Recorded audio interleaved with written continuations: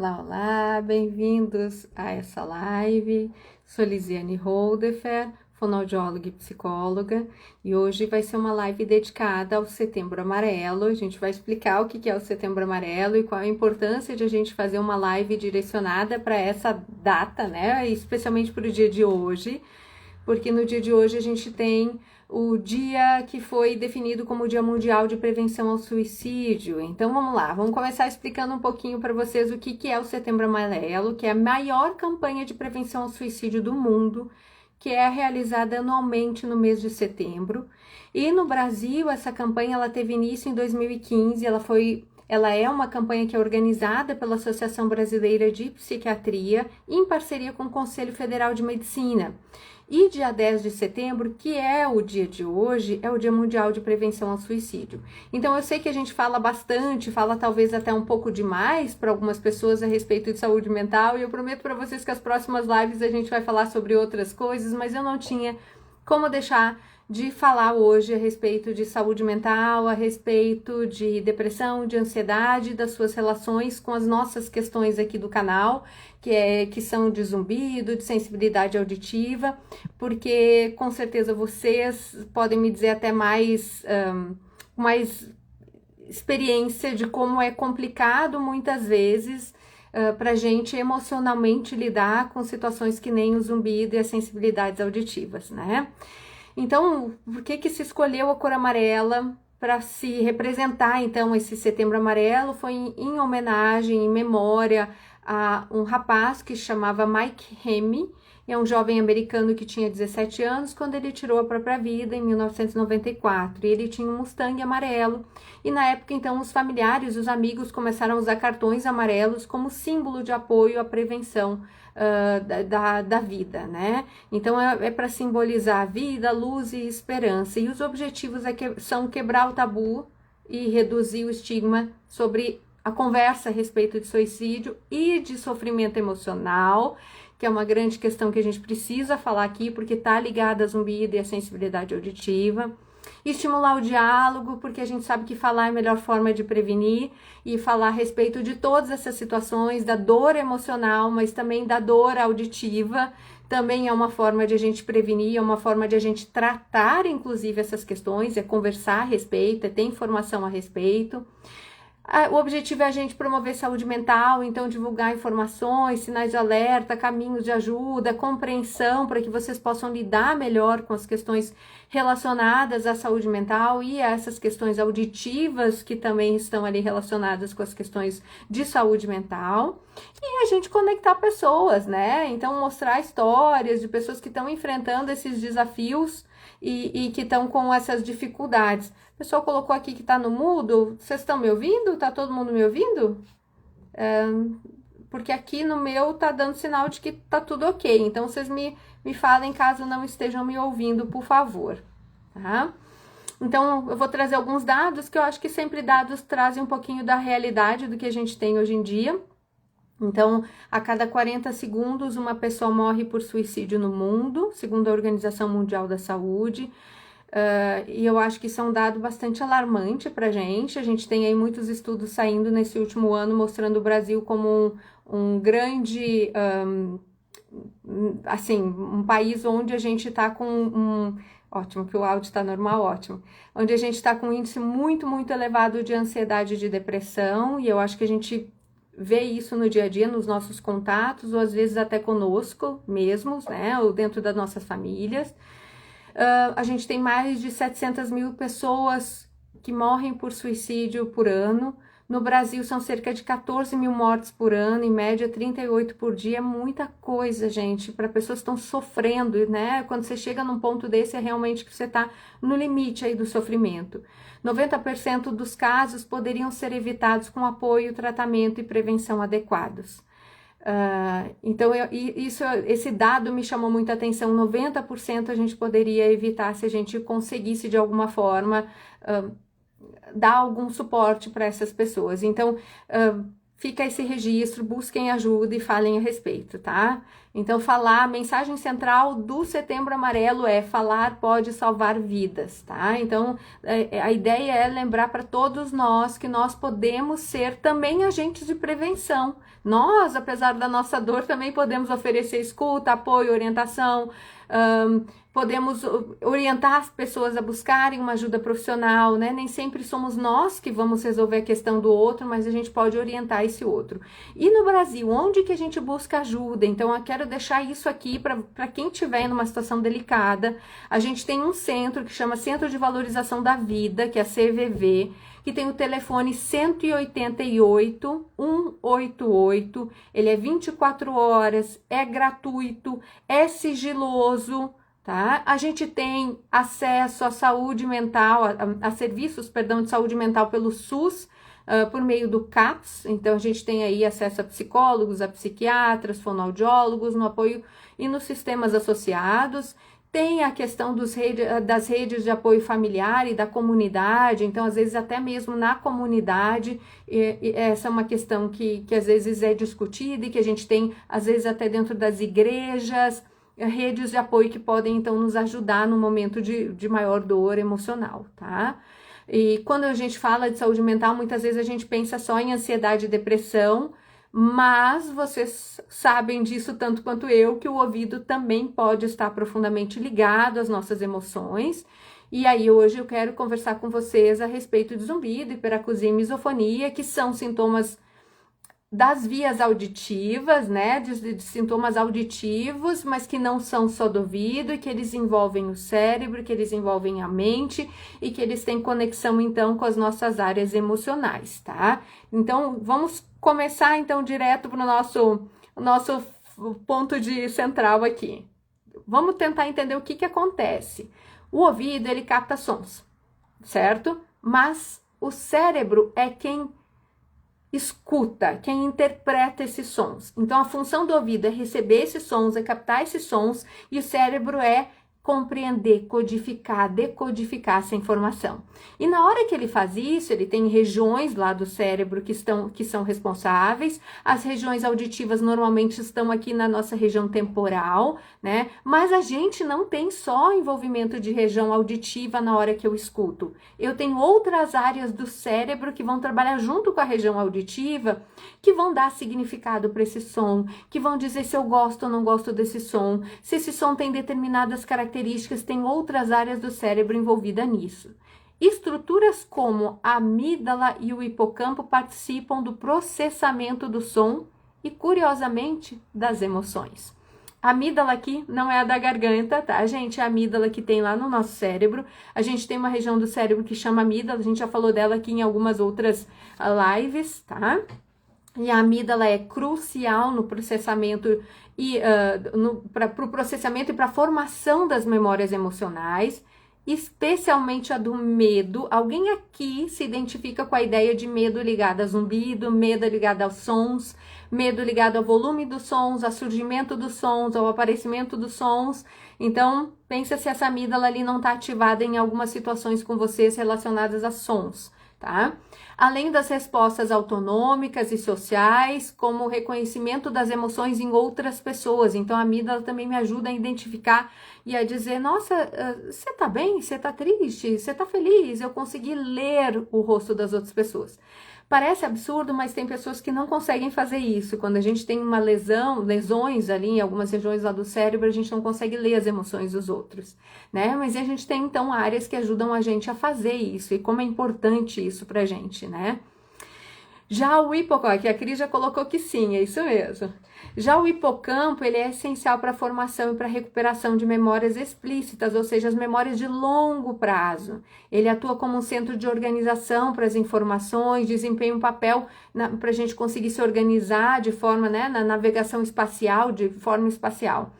Juntos, eles formam a parte fundamental do nosso sistema límbico. O sistema límbico é o que a gente generalmente, né, de forma generalista, poderia chamar do nosso sistema emocional.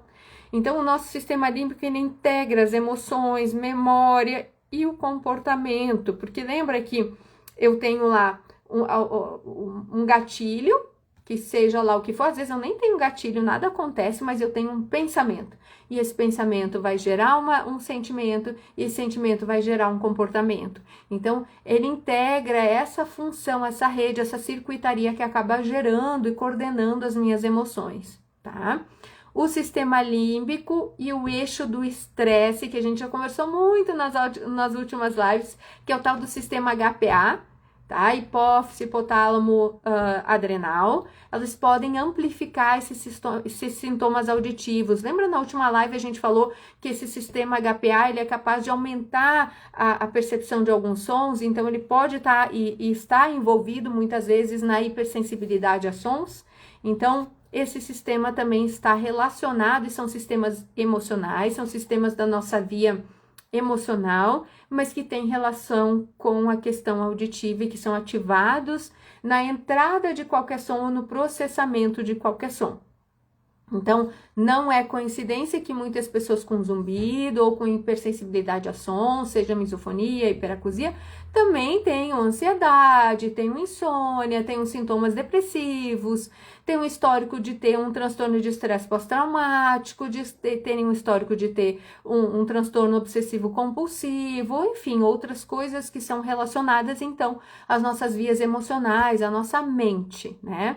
Então, o cérebro que escuta é o mesmo cérebro que sente. Então, a gente não tem como dividir o som do sentimento. E isso é fácil entender quando a gente pensa em música. Eu tenho certeza que todos vocês têm alguma música que vocês amam, talvez até que emocione vocês, que gere lágrimas nos olhos, ou que vocês cantem pulando em casa, espero que tenham, porque é muito gostoso quando a gente tem isso. E tem aquelas músicas que a gente detesta, enfim. Então a música, o som, ele consegue gerar uma grande emoção, consegue ativar a memória. Você veja como está relacionada a história da amígdala, do hipocampo nessa história, porque ativa memórias, ativa lembranças, gera memórias, gera lembranças na hora que esse som tá ali aparecendo, e às vezes isso infelizmente não é tão prazeroso assim como quando a gente tem sensibilidade auditiva ou tem zumbido, tá? Então gera memórias não tão boas, geram, enfim, né, emoções não tão boas assim. Então vamos lá, vamos falar de zumbido. Zumbido é aquele som que a gente percebe e que não vem de uma fonte sonora externa, ele é produzido e ele é processado e ele é percebido internamente. Existe o zumbido objetivo, que é aquele que, se eu parar do lado, eu consigo ouvir. Ontem a gente estava fazendo uma gravação a respeito do congresso que a gente foi há um tempo atrás, a gente juntou dados de que todo mundo assistiu das aulas ontem, fez uma pequena discussão e a gente estava exatamente falando a respeito dessa nossa capacidade aí de ouvir o som do zumbido objetivo. Então, uma das colegas colocou lá que já teve um paciente em que ela parou do lado e percebeu o zumbido, que é esse zumbido objetivo, que é um zumbido não comum, menos comum, tá? Então, muito provavelmente, creio eu, que todos vocês, ou que boa parte de vocês, a maioria, grandíssima maioria, tem um zumbido subjetivo, que é aquele que mesmo você diga para sua esposa, para o seu marido, olha, senta aqui do lado, coloca a orelha colada aqui em mim, você consegue ouvir o que eu tô ouvindo? Você tá ouvindo esse barulhinho? Essa pessoa não vai conseguir ouvir, tá? E esse som também não vem do ambiente, então não é a geladeira, não é a televisão, não é um som de fora, tá? É um som de dentro, é isso que a gente chama de zumbido. E nós que trabalhamos, estudamos a respeito de zumbido, chamamos de zumbido todo e qualquer som que tenha essa situação, que não é de uma fonte sonora externa. Então, às vezes a pessoa diz, o meu não é um zumbido, ele é um apito. Sim, nós chamamos de zumbido também o apito, tá? Então, apito, chiado, panela de pressão, cachoeira, batida de asa de borboleta, tudo isso a gente dá esse nome genérico de zumbido, e aí sim ele tem características muito pessoais, muitas vezes, e muito individuais para cada um de vocês, tá? A gente tem uma prevalência de 15% da população mundial que tem zumbido, e ele tem uma relação muito íntima com a saúde mental. A gente tem estudos mostrando que entre 48% a 60% das pessoas que têm zumbido podem apresentar sintomas de ansiedade ou de depressão. Eu não sei se é o caso de algum de vocês aqui, se for, coloca uma mãozinha aí só para eu saber se alguém está passando por uma situação de ansiedade ligada ao zumbido, de depressão ou de qualquer outra dificuldade emocional ligada aí ao zumbido, tá? A gente tem estudos mostrando também que o estresse, que a fadiga tendem a aumentar a percepção do zumbido. Tem alguém aí que passa por isso, que tem situações em que está estressado, que está fadigado, que chegou no final de um dia cansativo de trabalho, às vezes o zumbido está mais forte, né? Então isso é uma coisa que a gente escuta bastante também das pessoas que têm zumbido, dos pacientes que têm zumbido. E aí ele pode trazer como consequências, ou pode estar envolvido também nessa percepção, nesse aumento de percepção do zumbido, a insônia. Né? Então, o zumbido tá forte, aí eu tenho dificuldade para dormir, ou há noites que eu durmo mal, o zumbido fica mais forte. Então, essa via também acontece, essa via de mão dupla, e é algo que precisa ser tratado, a insônia tanto quanto o zumbido, tá? A Cris colocou aqui, ó, eu tô tratando o TAG por causa do zumbido.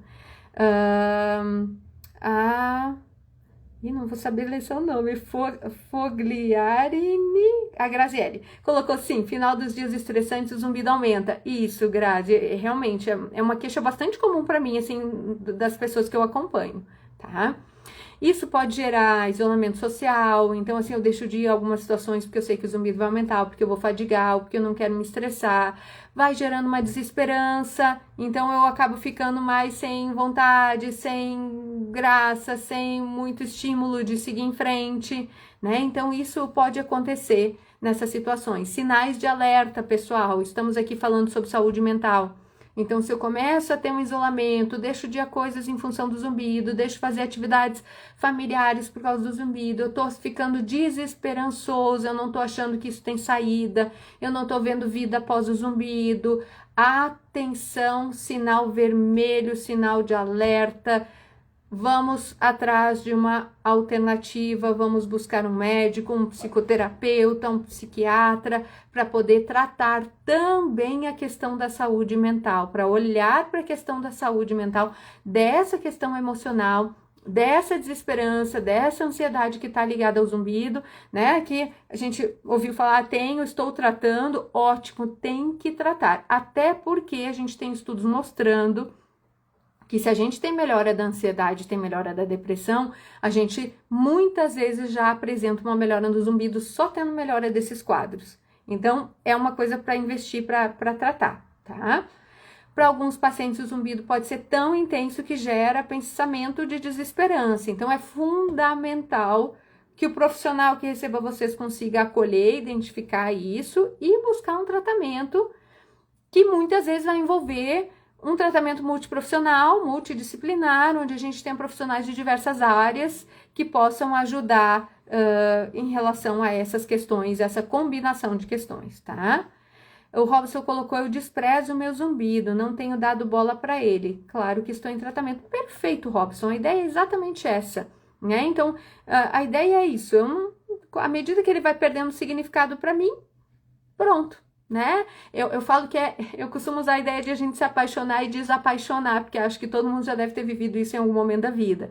Então, quando a gente está apaixonado, nossa, aquilo é o centro da nossa vida, a gente gira ao redor daquilo, acorda pensando naquela pessoa, né? Dorme pensando naquela pessoa, trabalha pensando naquela pessoa, tá sempre pensando naquela pessoa, né? Uma paixonite bem cruel nesse sentido. E quando a gente tem que se desapaixonar, ou a gente teve uma grande decepção, isso também acontece. Eu penso naquilo o tempo todo, aquilo fica girando, eu fico girando ao redor daquilo. Mas se eu for me trabalhando em relação a isso, meu cérebro é capaz de deixar de gostar daquela pessoa. Eu não estou condenado a ficar apaixonado por aquela pessoa pro resto da vida. Por quê? Porque o cérebro é plástico e eu sou capaz de mudar o significado que eu dei para aquela pessoa. Eu dei um significado muito grande para essa pessoa e ela se tornou o centro da minha vida. Eu sou capaz de entender que essa pessoa não tem esse significado todo e aí eu deixar de tirar ela do centro da minha vida. Essa pessoa deixa de existir? Não. Às vezes eu até vou encontrar com essa pessoa. Claro que encontrando com a pessoa é mais difícil, se torna mais complicado de a gente modificar o significado dessa pessoa. Mas isso é possível? É possível. O zumbido é da mesma forma. Então, eu tenho um momento em que aquilo vira tudo para mim, e de uma maneira extremamente negativa, óbvio, eu sei que não que nem uma paixão que é deliciosa, pelo contrário, né? Então tem uma conotação extremamente negativa, eu giro ao redor daquilo, eu não consigo sair, eu acordo pensando nisso, eu durmo pensando nisso, mas eu tenho uma capacidade sim de mudar minha interpretação a respeito dele, e se eu conseguir fazer isso, e eu fazendo isso, a tendência é o zumbido indo para pano de fundo. Ele tá ali ou não tá, não fede nem cheira. Pronto, resolvemos o nosso problema, tá? Porque a grande questão não é perceber o zumbido, a grande questão é como eu entendo ele, qual o significado que eu dou para ele. E isso faz com que eu sofra com ele, ou que ele, estando ali ou não estando, não faça nenhuma diferença na minha vida. Que eu acho que é esse processo que o Robson aí descreveu e que ele deve estar vivendo agora, o que é maravilhoso, tá?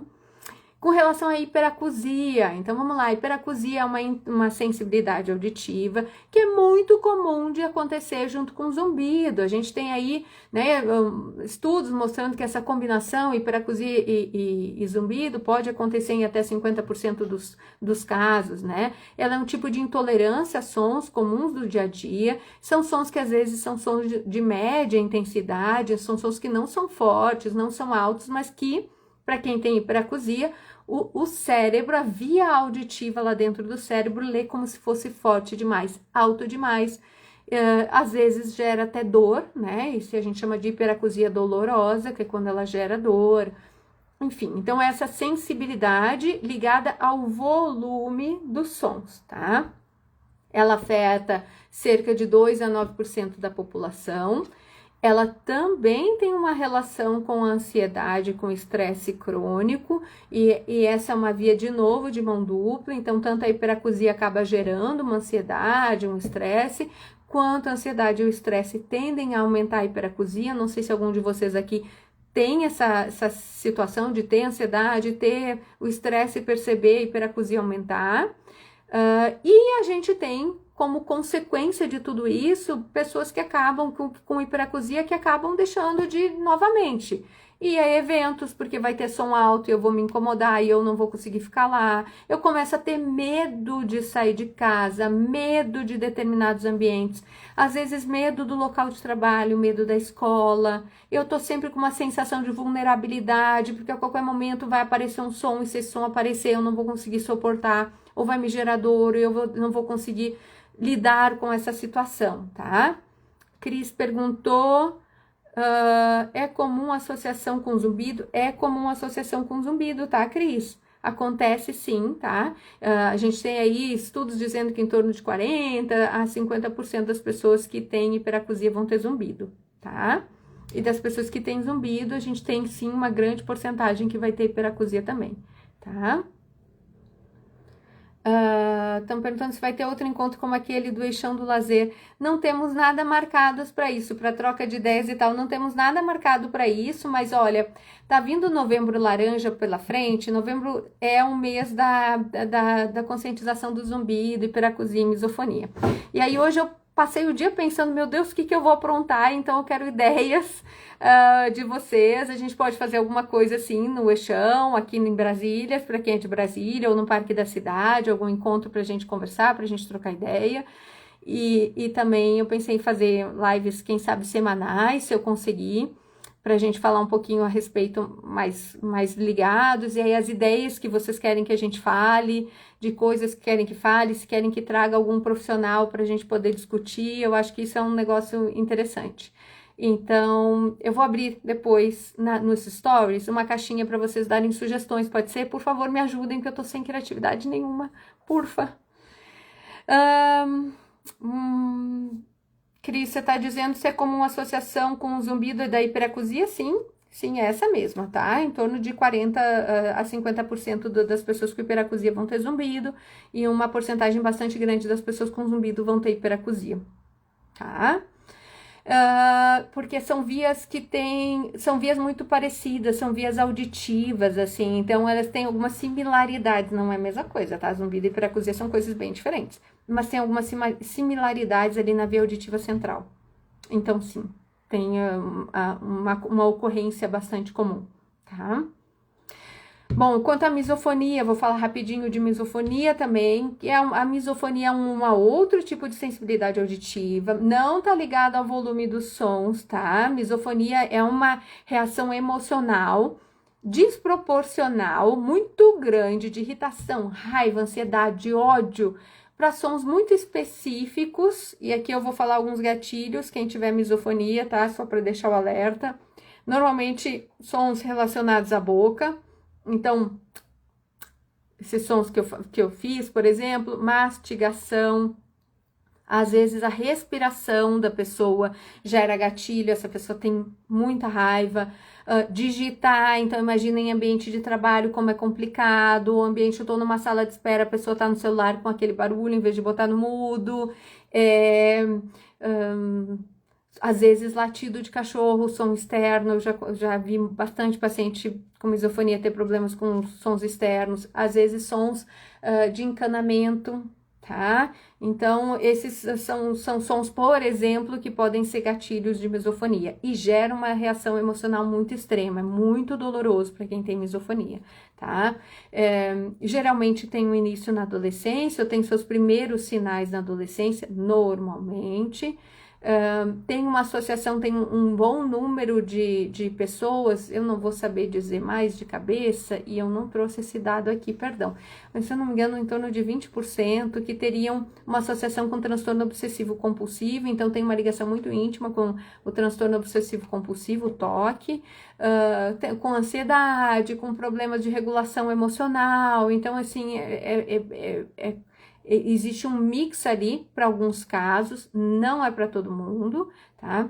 Muitas vezes a misofonia ela também traz uma outra questão associada, que é a misocinesia, que é quando só eu ver o movimento eu já tenho gatilho. É como se o meu cérebro já dissesse, vai vir o som, e aí aquele movimento já me gera aquela sensação extrema, ódio, irritação, raiva. Então, às vezes eu não consigo nem ficar no mesmo ambiente, independente da pessoa fazer ou não fazer o som, só de eu ver ela fazer o movimento, digamos que seja com a boca, ou que seja, eu já tenho um desconforto muito grande. E o impacto é gigantesco para muitas pessoas com misofonia, conflitos familiares gigantescos, muito difícil às vezes para os familiares entenderem o que está acontecendo. Talvez essa seja uma das coisas que eu mais vejo no consultório, assim, com os meus pacientes de misofonia, a dificuldade às vezes das pessoas mais próximas entenderem o que essa pessoa está vivendo. E aí uma sensação muito comum de desrespeito, é como se a pessoa não compreendesse, o pai, a mãe não conseguisse compreender e não respeitasse aquela condição e aí toda a dor que essa condição traz. Então, assim, é muito complexo inclusive para quem está morando com essa pessoa, porque começam a ter muitas limitações. Eu não posso fazer esse som, a pessoa briga, mas não é uma escolha, porque a pessoa não tem controle sobre aquilo, mas ao mesmo tempo a pessoa que está fazendo o som não tem como controlar e não fazer, como é que eu não respiro, como é que eu não me alimento. Então é bastante complexo, traz muito conflito familiar em alguns casos.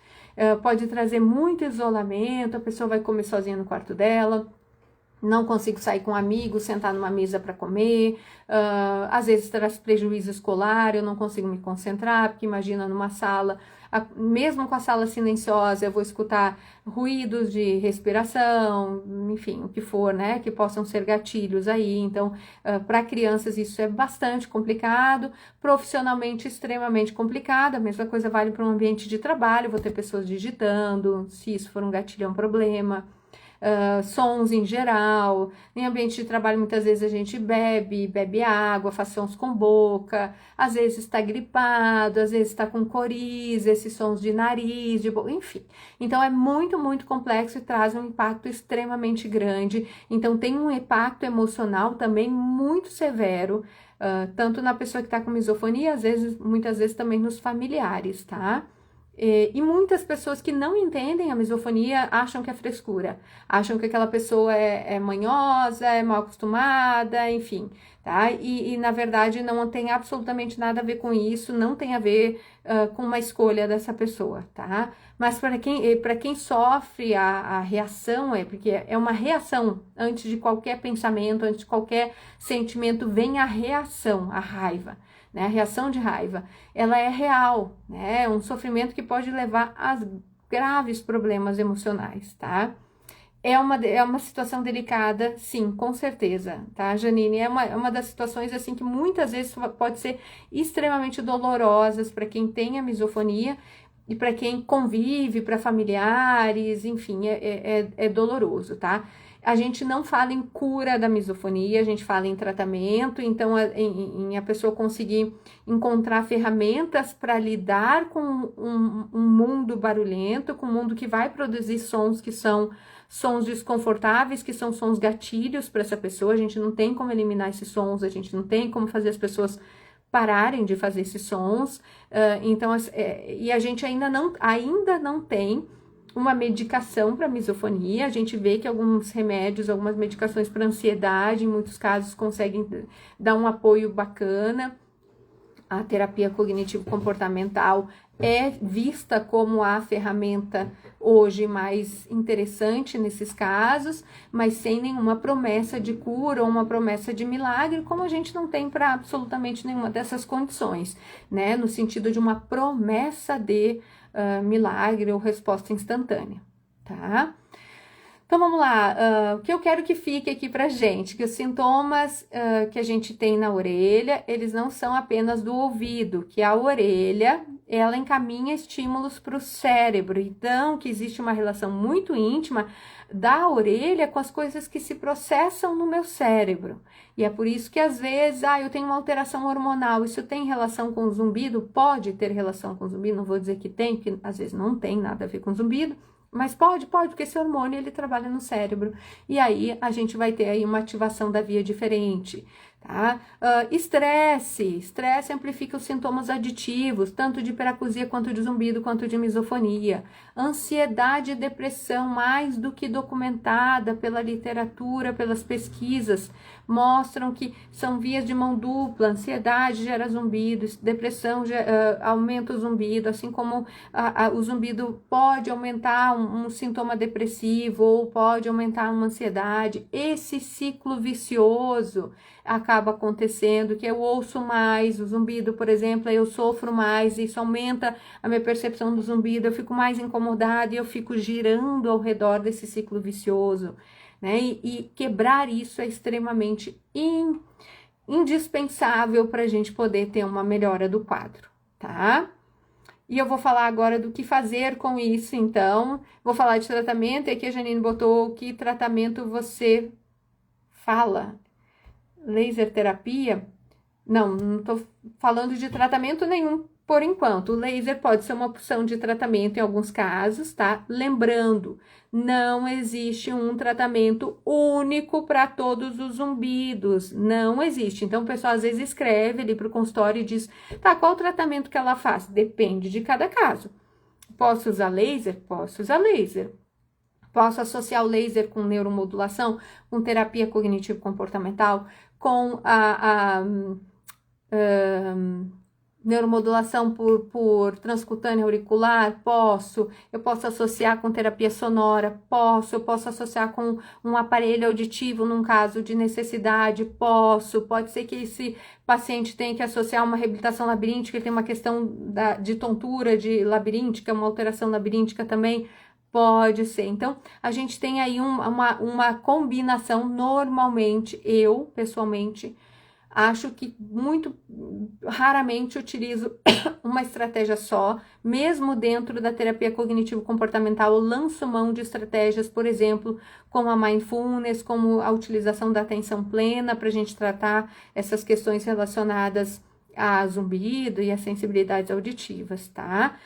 Então, a gente vai lançar mão aí de possibilidades, né? Quando a gente tem as questões emocionais associadas, a gente tem a possibilidade da terapia cognitivo-comportamental, é o que a gente tem de mais documentado, o que a literatura corrobora e indica e recomenda, os guidelines, aqueles que vão nos guiar nas nossas escolhas, nas nossas não, nos do otorrino, que é o médico que indica, vai ser, normalmente vai indicar a terapia cognitivo-comportamental como uma ferramenta para tratamento de zumbido, de hiperacusia e de misofonia, tá? Que é o que a gente tem de mais documentado aí, as pesquisas corroboram mais, tá? Mas a gente tem essas associações que eu falei para vocês, tá? E que tem também efeitos na questão emocional, muitas vezes.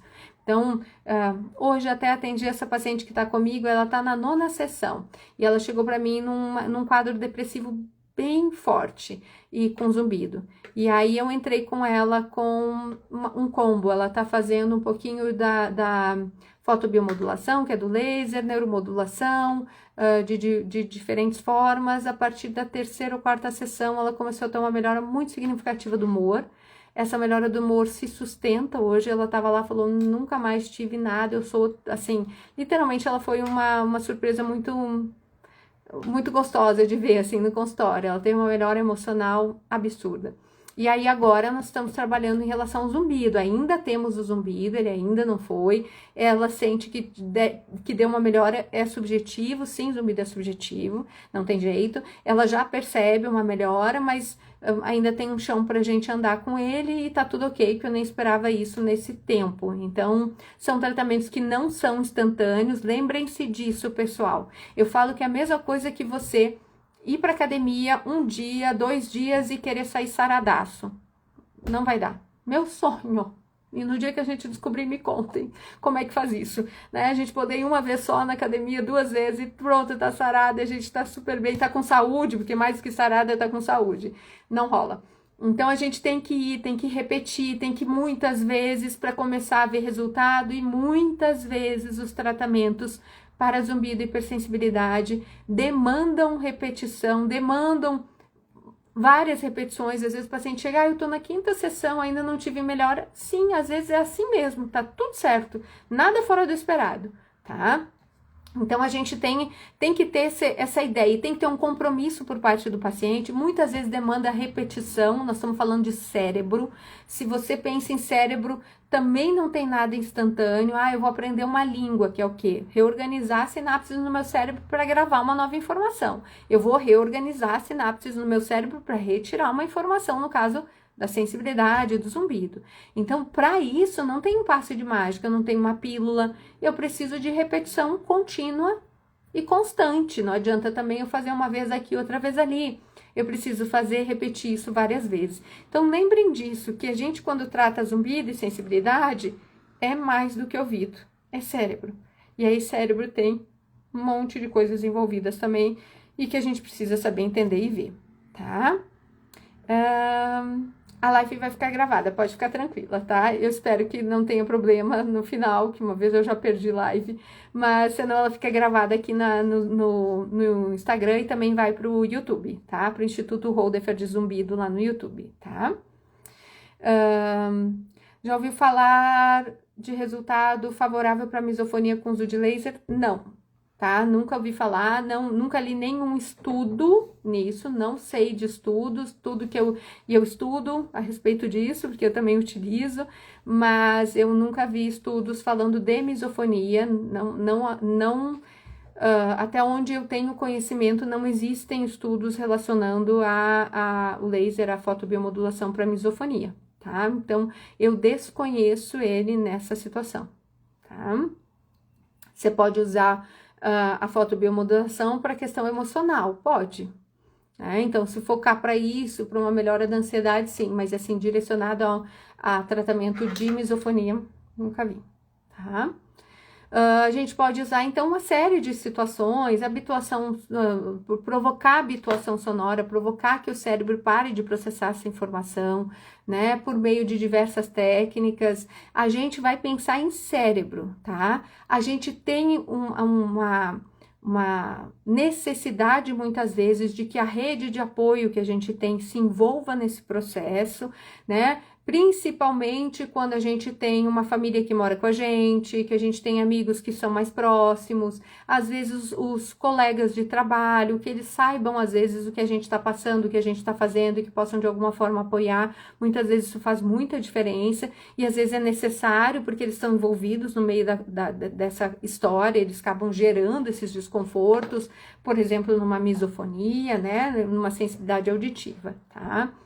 E lembrar que, assim, para quem é profissional, que está escutando essa live, lembrar que o acolhimento é tão importante quanto ouvir com os ouvidos, né? Ouvir com o coração, ouvir com a alma, ouvir como de um ser humano para um ser humano, né? Nem sempre a gente tem as respostas e realmente a gente às vezes não tem as respostas para algumas coisas, mas eu acho que tudo que a gente precisa como ser humano é ser acolhido e se não entendido, porque talvez o outro não consiga entender a nossa dor, mas acolhido na nossa dor, tá? Juliana colocou se estresse pode causar zumbido. O estresse pode ser uma das causas do zumbido, tá? Eu não diria que o estresse isolado, ele tem que ter como eu costumo dizer, zumbido é quebra-cabeça. Então, eu tenho pecinhas ali naquele tabuleiro montadinho. E às vezes o estresse é a peça final, encaixou, puff, aconteceu tudo. Dizer que o estresse causa zumbido, eu não posso dizer, porque senão todo mundo ia ter zumbido, porque todo mundo tem situações de estresse, determinados momentos da vida, ou com muita frequência, ou com, enfim. Mas eu tenho já um campo, eu já tenho ali uma estrutura, tenho outras coisas, zumbido, a sua, talvez, grandíssima maioria, ele tem múltiplas causas, ele não é uma causa só, então tem algumas outras coisas aí que podem estar envolvidas, tá? Sérgio colocou se o zumbido com tratamento pode sumir. Sim, o zumbido pode sumir, a gente pode ter o que a gente chama de remissão do zumbido. Essa jamais pode ser uma promessa, tá? Então, assim, a gente não tem como garantir, eu tenho certeza que o seu caso vai ser remissão, não sei. Não tenho como saber, é uma promessa que a gente não pode fazer. Eu falo que eu sempre trabalho pensando nisso, então quando eu recebo um paciente, eu penso, o que eu posso fazer para esse zumbido desaparecer? Vamos tentar pensar em estratégias que eu posso levar esse paciente a ter uma remissão. Mas eu jamais posso prometer para alguém, eu jamais posso prometer para um paciente que eu vou levar ele à remissão, porque eu não sei. Tá? E eu não sei quem entra e quem não entra, então o que a gente sabe, que a gente trabalha para esse zumbido diminuir, para ele deixar de ser um incômodo, para, independente de ele existir ou não, isso não ser algo relevante. A gente tem estudos mostrando que o incômodo com zumbido não está ligado ao volume do zumbido. Tem pessoas com volume de zumbido super forte, super grande e que tem incômodo nenhum com zumbido, nem vai buscar tratamento. Tem pessoas com zumbido com volume baixinho, com uma intensidade super fraquinha e que tem um incômodo gigantesco com aquele zumbido. Então, não está ligado a volume necessariamente, mas durante o tratamento a gente observa isso. Muitas vezes uma redução do volume, uma redução da apresentação do zumbido, então se ele não vai embora de vez, ele já não aparece o tempo todo. Então, assim, tem horas que ele começa a dar, eu chamo de falhas, que é quando ele começa aqui ele sempre aparecia, hoje ele não chamou atenção, nem sei se ele estava ali ou não estava, porque não tomou a frente como ele costuma tomar. Então, opa, estamos evoluindo, tá? Garantir cura, garantir remissão, ninguém pode. Se alguém fizer isso, eu sugiro você dar meia volta e ir embora. Porque provavelmente se está fazendo não é ético, tá? E não acreditem no que se vende na internet, infelizmente, são pessoas maldosas tentando ganhar dinheiro em cima do sofrimento alheio, não tem fórmulas mágicas para tratar zumbido, remedinho que pinga, remedinho que toma e que o zumbido some, não funciona assim. Cada zumbido não quer dizer que não tenham remédios que podem tratar as causas de alguns dos zumbidos, sim, e é por isso que sempre, antes de qualquer coisa, a pessoa tem que passar por um médico otorrinolaringologista, otoneurologista, que vai avaliar, e se for o caso de ser um tratamento que é medicamentoso, bom, que faça esse tratamento medicamentoso, ou passar por um neurologista que possa fazer essa avaliação e que possa, se for o caso, olha, o tratamento é medicamentoso, então vamos usar a medicação, tá? Mas a gente não tem um remédio para o zumbido, o sintoma zumbido não tem remédio, tem tratamento, tá? Então não comprem essas coisas da internet que vocês vão rasgar dinheiro, tá? Infelizmente. Ponto gatilho no romboide e no trapézio pode gerar zumbido? Pode gerar zumbido. Se esse ponto gatilho, que é ponto gatilho, quando eu pressiono uma região e ele gera sensação em outra região. A gente chama isso de ponto gatilho, tá? Ou quando eu tenho um ponto que eu pressiono e que gera zumbido. Então, se isso está relacionado ao zumbido, se você percebe o zumbido modular, aumentar, diminuir, aumentar o incômodo, a intensidade, isso pode estar relacionado sim ao zumbido, tá? E aí é necessário fazer um tratamento específico para isso, tá? Para esse zumbido que a gente chamaria de somatosensorial, tá? Então, eu quero reforçar para vocês que o Setembro Amarelo deixa uma mensagem assim pra gente, que eu gostaria que vocês pensassem que pedir ajuda é um ato de coragem. Eu sei que nem sempre é confortável, vamos dizer assim, a gente pedir ajuda, mas que antes de você tomar qualquer decisão mais drástica em relação à sua vida, não deixe de pedir socorro, tá? A gente tem, eu vou falar de novo aqui, né, o contato do CVV, que é o local que a gente tem apoio para essa questão relacionada a pessoas que estão nessa desesperança, né, que é o telefone 188 188, ele é 24 horas, ele é seguro, ele é sigiloso, então você pode entrar em contato e conversar, tem profissionais e pessoas preparadas para poder te orientar e te acolher num momento de sofrimento maior, tá? Quero que vocês lembrem que sintomas auditivos e emocionais, ambos têm tratamento e ambos têm relação, são vias que se conversam, que cuidar da saúde mental também é cuidar da saúde auditiva e vice-versa, e que o ouvido e a mente eles estão conectados e juntos a gente pode encontrar um caminho para mais silêncio, para mais equilíbrio e para mais esperança, tá bom? Então, se não tiverem mais perguntas, eu vou encerrar. Eu agradeço muitíssimo a todos vocês e daqui a 2 semanas a gente se encontra de novo. E se quiserem que a gente vá pensando aí em possibilidades de live, para a gente pensar no Novembro Laranja, o que a gente pode fazer juntos também. Vou abrir aí uma caixinha de colocações e a gente vai conversando e tentando fazer aquilo que possa ser interessante para vocês e que possa ajudá-los de uma maneira melhor, tá bom? Um beijo grande. Uma boa noite para todo mundo e até daqui a 2 semanas.